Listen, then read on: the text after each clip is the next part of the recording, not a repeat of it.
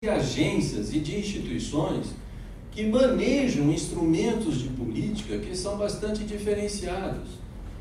A regulação, a determinação dessas variáveis que vão impactar no nível mais micro-setorial, esse conjunto de instrumentos, esse conjunto está espalhado numa série de instituições. E o Estado brasileiro perdeu esta capacidade. Ele não tem mais esse seu papel estruturante e de conduzir uma política industrial. O Estado brasileiro está desestruturado. Está desestruturado, ele perdeu a sua condição de fazer a política. Veja, capacidade produtiva, investimento em capacidade produtiva é um dos pilares da política industrial. Comércio exterior é outro pilar da política industrial. Tecnologia, desenvolvimento tecnológico, objetivo de incorporação de progresso técnico é um terceiro pilar da política industrial. Isso está espalhado pelo aparelho de Estado. Na realidade, se tentou, apesar das condições macroeconômicas desfavoráveis, nos últimos anos se tentou implementar uma política industrial. Nós tivemos uma primeira retomada em 2004, justamente com esses três pilares de aumento de capacidade produtiva, de comércio exterior e de inovação. Porém, dada a desestruturação do Estado, aquilo ali não saía de um plano de governo e não, de fato, de uma política de governo empossado, porque a gente não tem mais condições de fazer essa política. Recentemente, depois da PITS, nós fizemos a política a PDP e depois o Plano Brasil Maior, que na realidade também não tem uma proposta de reestruturação e de reconfiguração do nosso tecido produtivo. E elas serviram, até certo ponto, como medidas compensatórias para o desequilíbrio macroeconômico. O que a gente fez de desoneração fiscal ou de folha de pagamento não tinha um sentido positivo de voltar a fazer a crescer, no sentido de retomar o investimento produtivo e de transformar a estrutura da indústria, mas simplesmente compensou, sob o meu ponto de vista, os desajustes macroeconômicos. Nessa perspectiva, não foi uma política industrial positiva, ativa, desenvolvimentista. Eu acho que é mais complicado quando a gente fala da política industrial, que ela também tem uma dimensão setorial. O professor Cano, na sua fala, ele chama atenção para alguns segmentos, né? O professor falou em bens de capital, nos intermediários, nos bens de consumo, e ali dentro eu tenho posições muito diferentes, segmentos da indústria muito diferentes. A política industrial, gente, por definição, ela é setorial. Ela é setorial porque os padrões de concorrência são diferenciados. E os padrões de inovação e de difusão tecnológica são diferenciados. Então, em primeiro lugar, a política industrial não é a mesma para todo mundo, não pode ser a mesma para toda a indústria. A política industrial é diferenciada segundo os setores. E mais do que isso, não só ela é diferente, como ela tem hierarquia. Tem setores que são mais importantes do que outros setores. Eu não vou dizer que uma indústria de eletrônica tem a mesma importância numa política de desenvolvimento do que uma indústria que a gente costuma dizer que é receptora de progresso técnico, como a indústria têxtil de confecções. Elas têm posições diferentes nesse processo, nessa estrutura produtiva, e elas têm situações diferentes, tanto em termos de padrão de concorrência quanto em termos de padrão de inovação. Então, a política setorial é uma pré-condição, é uma necessidade da política industrial, da elaboração de uma política industrial.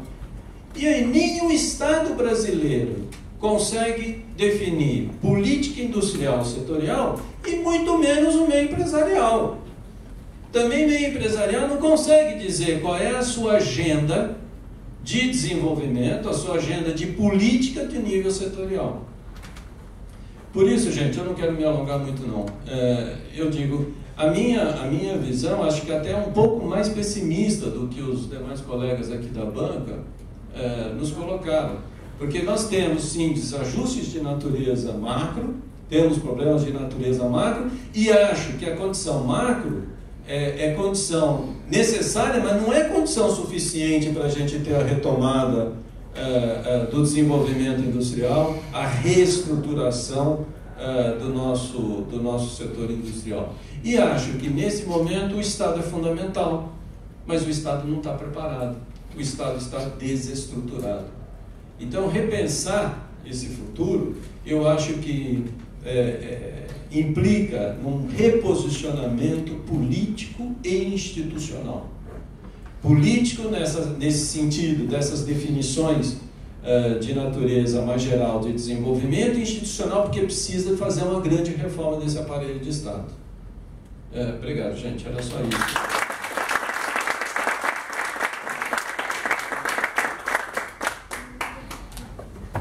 Eu trouxe a plaquinha aqui pro professor. Professor, se quiser ficar mesmo. Trouxe a plaquinha, mas eu vi depois que está tudo fora de ordem ali. A gente ainda tem um tempinho, eu na verdade fazer uma sugestão da gente fazer uma rodada de perguntas, de 3 perguntas, e aí já emendar nas respostas e uma conclusão final assim, algo rapidinho, que eu acho que depois tem o coffee. Então, quem quiser fazer uma pergunta, por favor, pode levantar a mão que eu levo o microfone.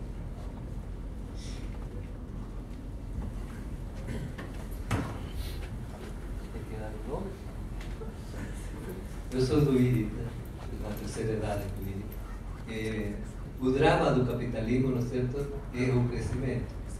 E no século XXI, o que a gente tem de crescimento econômico é contaminação, produção de lixo e muita açúcar. E os economistas não têm nenhuma proposta para este século XXI. Pessimistamente, eu falo que o século XXI começou na Cracolândia, não? Porque a Colômbia tem 120 mil hectáreas de produção de coca, Peru tem 150 mil hectáreas de produção de coca, Bolívia vai para 40 mil hectáreas de produção de coca. ¿Para onde está indo isso? Só para a Europa e Estados Unidos? Não, o corredor é o Brasil. Então, os desafios que o Brasil enfrenta são enormes. Esses vizinhos que ele tem não têm nenhuma solidariedade com o Brasil. Eles querem destruir o Brasil. Tá? Então, a juventude tem que enfrentar como atender esses vizinhos aí. Eu estava brincando para os alunos e falava que é o que é a UNASUR. Eles não sabiam que é o que era.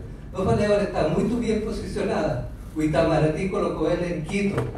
Tá? Então tem 120 mil hectáreas de coca para o norte, 150 mil hectáreas de coca para o sul, e lógico é um paraíso, não é certo, para os diplomatas. Então, qual é a proposta que o economista tem para o século XXI?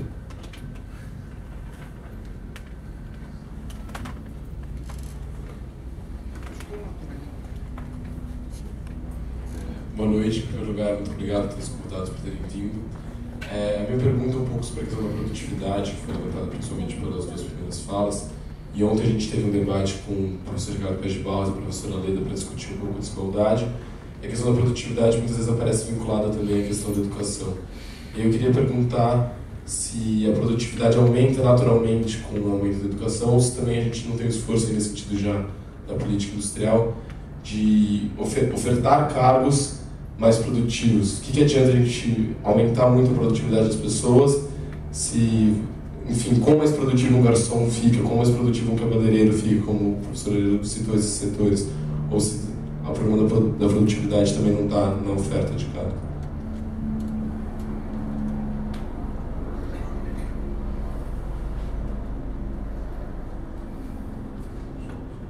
Boa tarde. Gostaria de fazer uma questão no qual vocês não tocaram no assunto, sobre as exportações de commodities. Eu acredito que seja uma questão que incentiva a desindustrialização. E aí eu queria saber qual é o ponto de vocês sobre isso.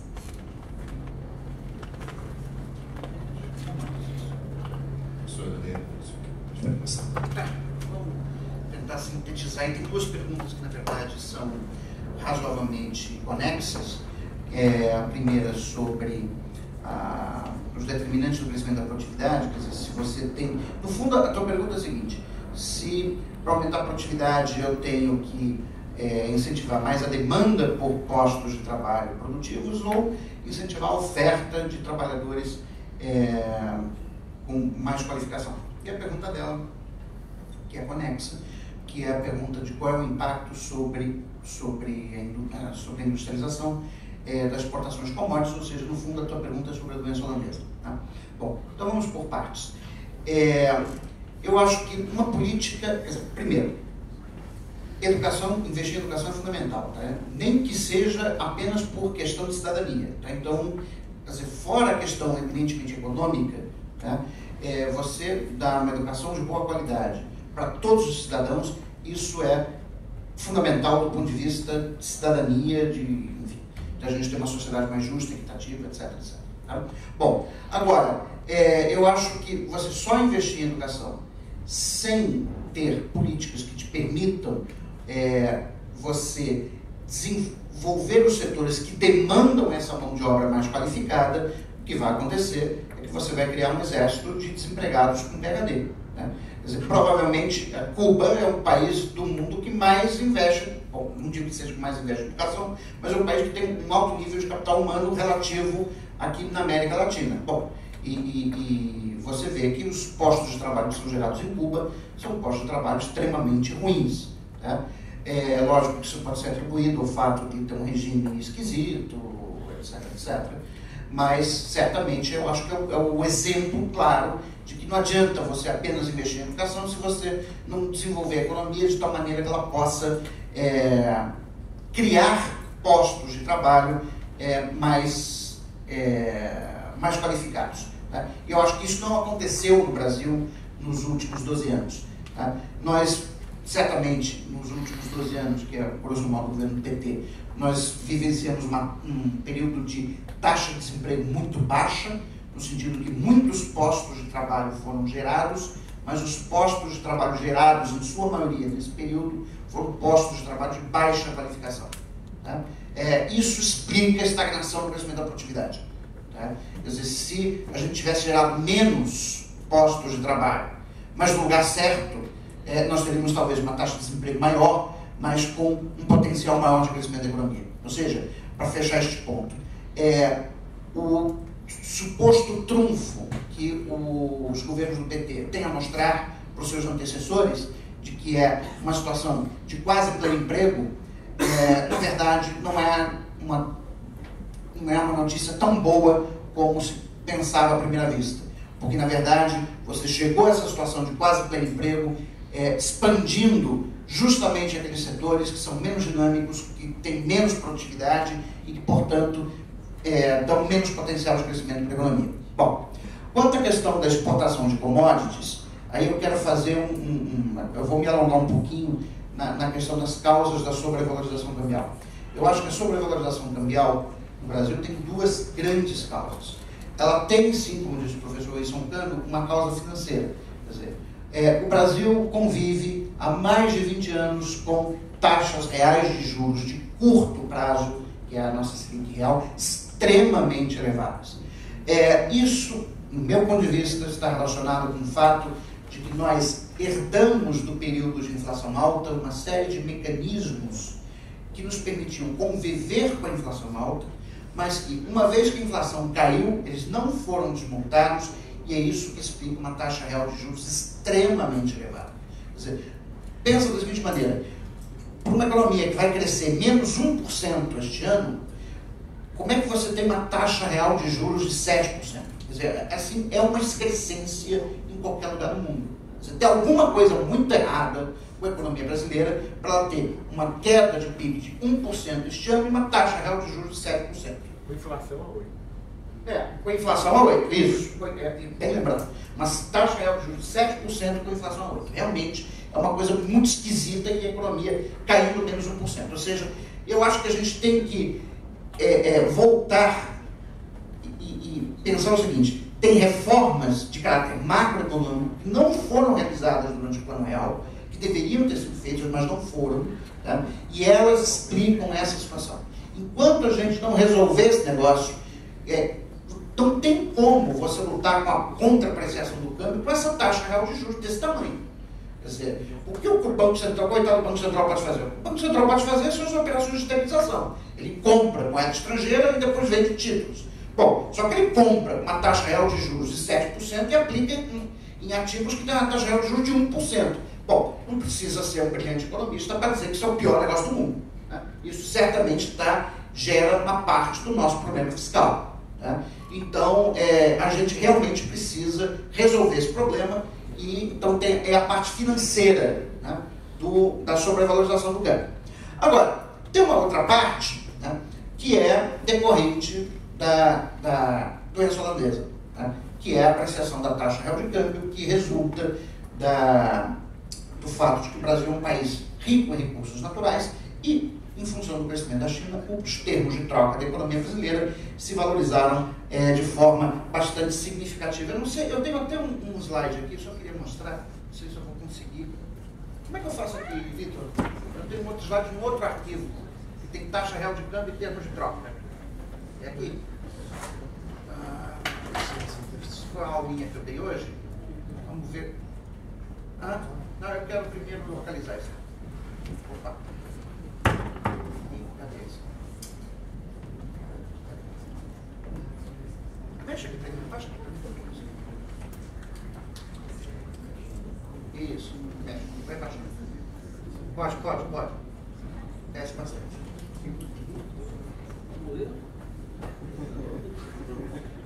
Opa, é o próximo, esse aqui. Dá o zoom dele. Em cima dele. Maravilha. Olha só o que essa taxa desculpe, o que essa lâmina está mostrando para a gente. É o comportamento de duas séries. É a série de termos de troca da economia brasileira, né, e taxa real efetiva de câmbio. O que é que essas séries, como é que é o comportamento delas? Uma é o espelho da outra. Ou seja, quando os termos de troca se valorizam, nossa taxa real de câmbio se aprecia. Ou seja, claramente uma parte do problema da apreciação cambial é valorização dos termos de troca. Bom, a boa notícia é que os termos de troca estão caindo, né? Agora, é possível que eles voltem a se valorizar no futuro. Então, em função disso, né, o que você deveria fazer é impor, para neutralizar o chamado problema da doença holandesa, impor um imposto sobre a exportação de commodities. Por exemplo, minério de ferro, soja, etc. Quer dizer, a ideia de você pôr um imposto sobre a exportação de commodities é diminuir a correlação entre essas duas séries aqui. Ou seja, diminuir a correlação entre a série de termos de troca e a série de taxa real de câmbio. Então, eu acho que um dos mecanismos que você poderia adotar, inclusive até ajuda no equilíbrio fiscal, é você pôr um imposto sobre exportação de commodities.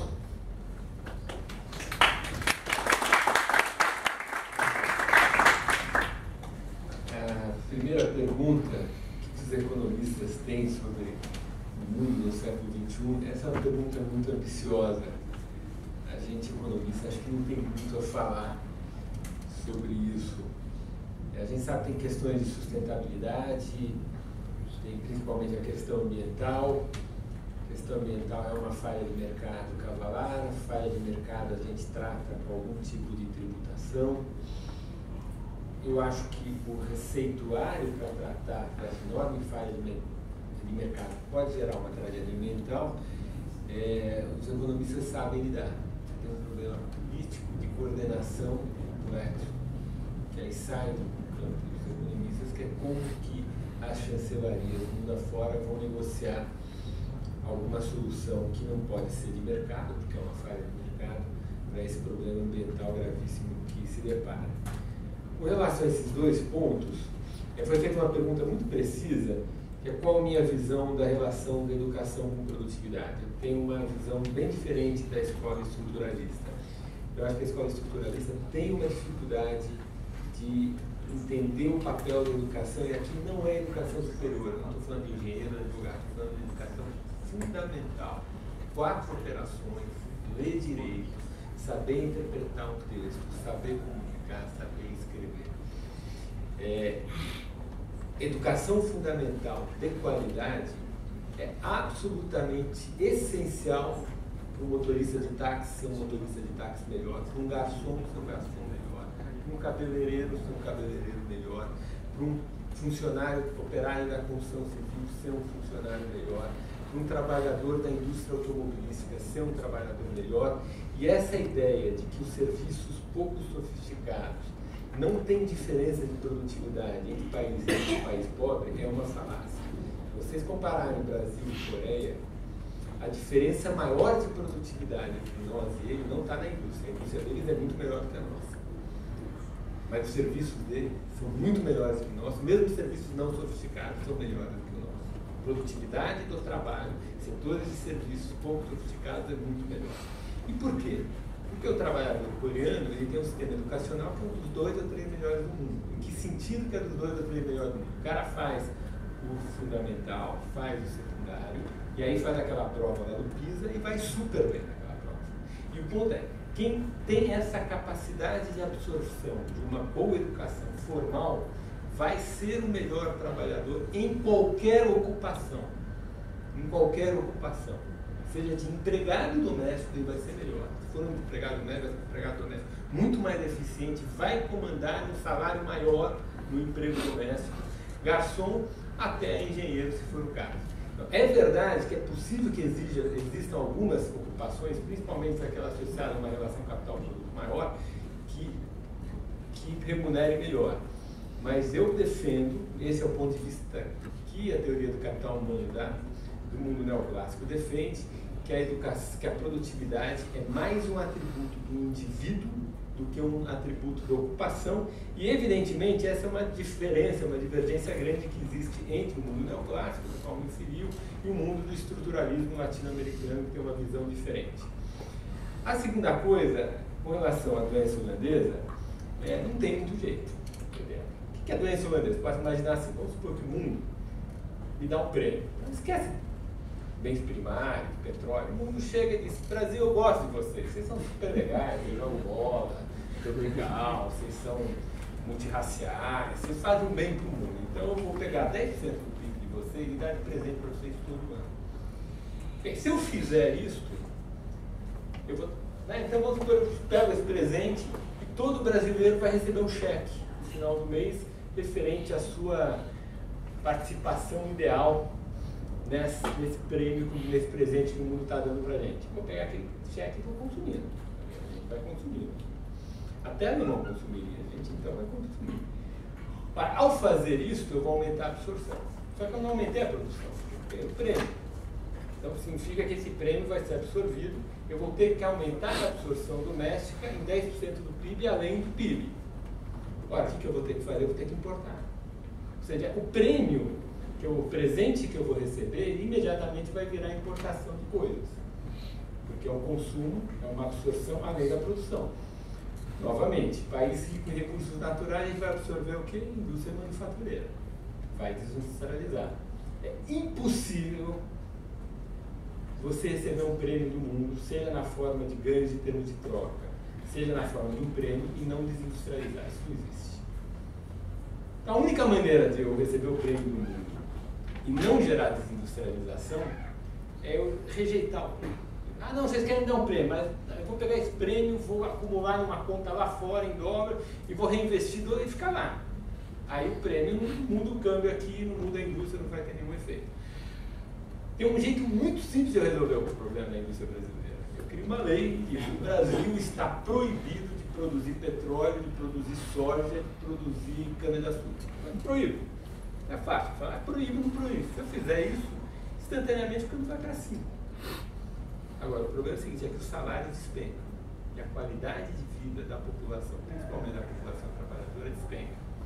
Então, toda essa história de industrialização, modelo de desenvolvimento, tem uma verdade, eu acho, por isso que eu insisti um pouco da poupança. Eu sou um economista de extração neoclássica, a gente tem essa visão que desenvolvimento econômico, ele dói. Pega os países que fizeram a transição de países pobres ou de renda média para países ricos. Japão, Coreia, Taiwan, China agora. Esses países, a China cresce 7% ao ano. A população trabalhadora cresce meio. Então a produtividade do trabalho cresce 6,5%. A China tem um PIB per capita hoje que é praticamente igual ao do Brasil. Ano passado, no futuro, próximo ano vai passar, gente. Ela tem um Gini, uma desigualdade, que é um pouquinho melhor do que a nossa. Já foi muito melhor, hoje é mais ou menos igual. Então nós temos duas economias, uma renda per capita muito próxima, uma taxa de desigualdade muito próxima, sendo que uma consome aproximadamente 70% do PIB e a outra consome 40% do PIB. Significa o seguinte, gente, significa que um brasileiro, com a mesma, lembra, a desigualdade é a mesma, muito próxima. Um brasileiro, seja um brasileiro rico, seja um brasileiro pobre, pega um outro chinês, igual a esse brasileiro, com a mesma renda per capita, familiar. Significa que este brasileiro, que tem a mesma renda per capita do chinês, seja rico, seja pobre, ele consome muito mais do que o chinês. Significa que o chinês está tendo uma vida duríssima. A poupança familiar da China corresponde a 22% do PIB. Se você pensar que na China a renda da família deve ser 60% do PIB, as famílias chinesas, as ricas e as pobres, todo mundo, porque para poupar 55% do PIB não dá para comigo. Poupa 50% a 40% da renda disponível. Então pensa assim, é um país que é um país com a renda per capita brasileira, com o Gini do Brasil. Todas as famílias poupam 50% da renda. As nossas famílias poupam 6% da renda, 5%. Não. A gente poupa, nossa poupança familiar é 5% do PIB, a gente deve poupar uns 10% da renda.